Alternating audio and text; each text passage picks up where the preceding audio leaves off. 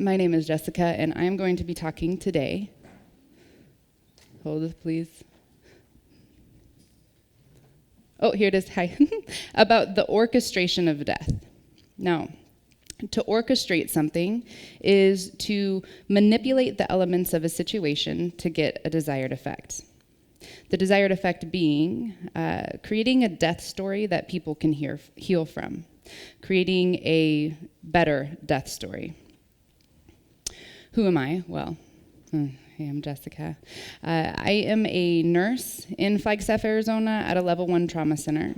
I do advanced trauma life support for nurses. I instruct that. I focus a lot of my nursing on saving people's lives, and then a lot of my nursing on educating people how to do death better. I'm a mom of, this picture is old. I actually just had a baby 9 months ago, so I have 4 insanely beautiful children. I am an instructor of death, but most importantly, and the reason why I am here, is because I'm a survivor.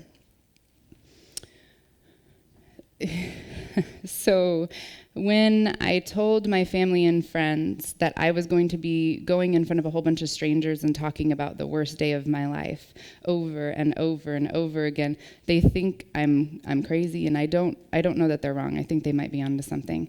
But the reason I'm here is because I have a really unique perspective. I have this perspective of doing traumatic death a lot.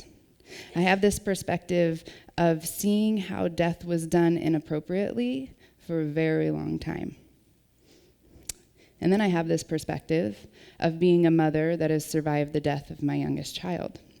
It's a unique perspective that I think needs to be shared.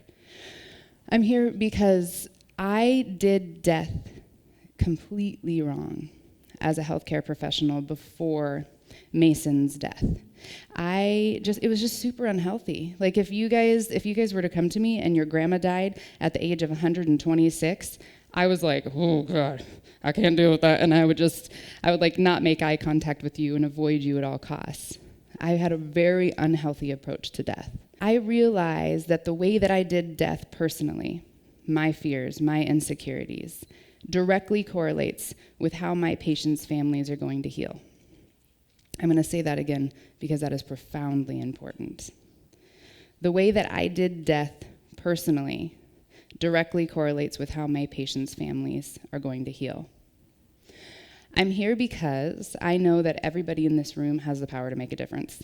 I've said this before, and there was a janitor in the back, and he was like, I think he was coming in to peek at the presentation and see it, but he was standing in the back, and I was like, everybody has a chance to make a difference. And then I stopped and I was like, do I honestly think that a janitor can make a difference? 100% yes. 100%. So could you imagine if you were in a death situation, you're holding your grandma's hand as she's slowly drifting off. And you're holding her hand and your grief is heavy and you're feeling pain. And then you hear some janitor making inappropriate jokes in the hallway. Does that affect your death? Absolutely. Absolutely. Everybody has the power to make a difference. I'm here because my son's death was incredibly beautiful. In my opinion, it was 100% the gold standard. I've never seen anything like his death in an acute situation before. And I think that the only way to get death more beautiful in trauma is to talk about it. I'm here because I think it is our responsibility as healthcare professionals to have the conversation and invite the families into the room. So this is the slide that you guys are gonna think I'm a pretty horrible person, and stick with me because I promise I've gotten better on the other side of this. So I think a lot of you, how many people are in palliative care here? Okay, you guys are amazing human beings. So hospice providers, palliative care providers, you guys do death really, really well. But us in acute death, we do not do it well. So I'm going to confess of how I was, and like I said, see me through the other side. So I was taught to take the family out of the room when somebody was dying. Have you guys ever done that? Is that a thing in Brazil? If somebody's getting CPR, do you take them out of the room? Okay. So I was taught that. And it's not like I was taught didactically. I didn't go to school and sit there and learn that I need to remove the family from the room. I learned that when I watched the nurses and the doctors say, you need to get this family out of here. It's too traumatic. Move. It turns out it's not too traumatic, but we'll talk about that. I was taught that we need to hide resuscitative efforts. Again, it's just too much for the family. We need to protect them. We need to hide resuscitative efforts. I was very task-oriented, like this ABC 1, 2, 3 sort of nursing. I'm not sure if this is here yet, but in America we do so much charting that it's hard to make a human connection. It's rare for me to sit down in my busy day of charting as an ICU nurse and hold somebody's hand and make a human connection. Very task-oriented, very robotic. It's structured. I think, in general, it dehumanizes healthcare. In general, it does, but especially the death and dying procedure. So I would literally go from the operating room, and I would prep somebody for surgery, get the surgeon scrubbed in, and then I would go help somebody die in the emergency room. That's just it. It's not much thought went into it. I was crazy judgmental. We have a couple gangs in my town, and they're rivals. So a gang member came into the emergency room one day.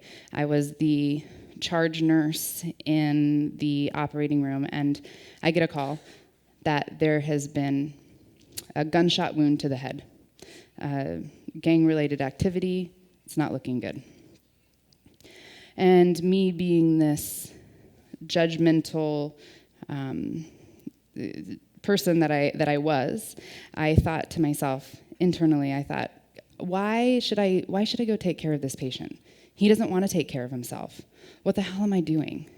And I got mad. I was really upset that I had to do this. And then I get the call that we are bringing the gang member to the operating room. And then I was pissed. And I was like, you know what? I don't want to do it. I was talking to my anesthesiologist as we were going down to the emergency department to get this patient. And I was like, this is BS. I don't want to go down and do this with somebody. I don't have time for this shit. We get down to the emergency room, and his death was imminent. He was actively starting to herniate, meaning that his brain was starting to go down into his spinal column. If we didn't get him to the operating room, he was surely to die now. And so the neurosurgeon wanted to try. And so we take the patient into surgery, pep him, we get everything. I literally got done scraping the brains off of his head. And the neurosurgeon said to me, hey, can you go talk to the family and just tell them we're doing everything we can, but it's not looking good. And I was like, sure, no problem. I'll go down. So nonchalant, stoic, sort of judgmental Jessica walks into the waiting room. And in the waiting room, I'm expecting to see maybe 30 gang members, people that were there with him. I don't know, maybe a neck-tattooed girlfriend. And when I walked into that waiting room, I think that he had 30 members of his family there. Mom and Grandma came up to me, and I told them exactly what the neurosurgeon told me. I said, yeah, well, hey, we're doing everything we can, but it's not looking good. Nothing in my presentation portrayed that I cared at all. When I said this, Grandma dropped to her knees and just started screaming. And the mom just stared at me in disbelief. There's no room for judgment in death. I think an unhealthy approach, personally, to death can negatively affect your patient's family.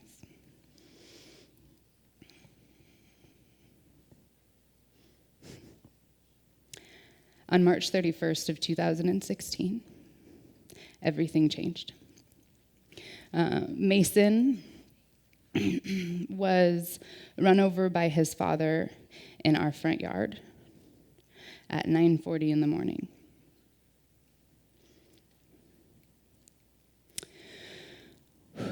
I'm a relatively competent human being. I've been in medicine since I was 15. I'm relatively competent. But when I looked at my son and said, he is dead in my head, I was like, well, yeah, he's dead. There's no way anybody, especially not a 22-month-old baby, could survive head trauma like this. There is no way anybody could survive. And my very next thought was, do you want to save him or don't you? Start CPR. Think of the psychology of that. I know that he is dead. I know that there is no way to save him. But I have to try. I have to have a little bit of hope. The studies that I've done have shown that when something that we love so tremendously is taken away from us, we just need time. As humans, we just need time to get our head and our heart on the same level. My head was saying, there is no way that he is going to live, and my heart was just begging for it not to be true. I need a little bit of time to let that equalize. So I work at the only level 1 trauma center in Arizona. So I know exactly where I'm going to go with my baby.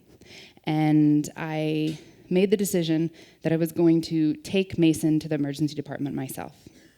So I scooped him up, and I got to the truck and got in the back of the car, and I was doing CPR on him while I'm holding him. And in doing chest compressions, there was this one moment that I was only doing chest compressions, and I thought, what the hell, Jessica? Do you want to save him or don't you? Give him breaths. Multiple times. I had to say, my head knows exactly what I'm supposed to be doing, but I'm just so messed up I can't possibly put it into something. So I gave him his first breath. And when I gave him that breath, my entire mouth got filled with blood, and this was very hard. When I got to the emergency department, I ran through the emergency room as fast as I possibly could. I was screaming for help. I was saying, grab the pediatric code card, get neurosurgery here. Please, you guys, I need help. My baby is dying. Please, my baby is dying. And I get to Trauma Bay 3, and I set Mason on the gurney. The very first thing that I said to Dr. Jennifer Kahn was, my baby is dead. She looked at Mason, and she knew he was dead. But she told her team to start CPR. What? That's it. Start CPR is what she did to give me the gift of a better death. She initiated the orchestration of Mason's death with Start CPR. What that does for a family that is watching their loved one die is like I said, it gives them time to get their head and their heart on the same level, but it also shows that healthcare professionals care, right? And so I think inherently, because I work at this facility and I know everyone there and they know Mason and they know me, they cared. They cared deeply and profoundly because they loved Mason too. And now that I'm looking at this and I'm looking at the process, when they started CPR on Mason, they were overwhelmed with emotion. I remember there was an EMT holding C-spine. That's when your hands are on either side of the head. And he was on his knees just weeping. There was a nursing student in the corner that couldn't even look at Mason because it was too painful. There was a lab tech that was so nervous She couldn't get her needle anywhere near Mason's arm. And I thought, holy shit, I'm scared too. I'm sad too. I don't want to look at this either. So these things that they did for me, the emotions that they showed, was a total validation. A validation that I have had a son that somebody loves, that I love deeply, and he is dying and it is sad. Them showing emotion was what I needed. So when we orchestrate a death story, sometimes maybe you're too late. Maybe they're already dead, right? So maybe you get to a scenario and somebody is dead. The orchestration of death does not stop here. The orchestration of death, there's just a continuation after they've died. So I want to talk about the continuation of the orchestration, but I realize I forgot to tell you guys that time slows down. Really, the only thing I want to mention on this one is when you are watching somebody that you love die, everything is like in slow motion, and every single breath is scrutinized. Like if somebody comes in and they're like, you're like, wait, what's happening here? Why would you do that? Because this is somebody I love. So pay attention when you guys go into these death experiences on your mannerisms, because it's going to be scrutinized. So the continuation of orchestration. When the time of death was announced, it's not like they just decided, okay, well, this is it. We're done orchestrating this death. After the time of death was announced, it's just prolonged the beauty of these moments. The last 2 minutes, so the doctor said to me, she said, Jessica, we're going to do 2 more minutes of CPR, and then we're stopping. The most excruciating 2 minutes of my entire life, because I knew that the entire team, this team that I knew that loved Mason and loved me, realized how final this injury was, realized that this was it, and he is gone. So in that 2 minutes, I came up to his ear and I sang the Goodnight song for one last time. I held him for 4 hours after he died, and that wasn't enough. I took his hair and I put it inside a specimen cup. I did handprints, I did footprints. I just let myself be. I let myself feel everything. I watched him get placed into a black body bag and wheeled away from me. One of the most profound things that I did was a picture of Mason's hand resting on my chest. And I think pictures after somebody has died is something that before Mason, I wouldn't have appreciated it. I would have thought somebody was losing their mind. I would have been a little nervous. I would have been uncomfortable. But now, I can't even imagine living my life without having this picture. I've been turned down multiple times for giving presentations to nursing schools and residency programs in the United States. They told me that this picture was too much, and I could just take it out, and then I can give the presentation. And I've rejected. I said, well, when you want me to come and talk about death, and when you want me to help your team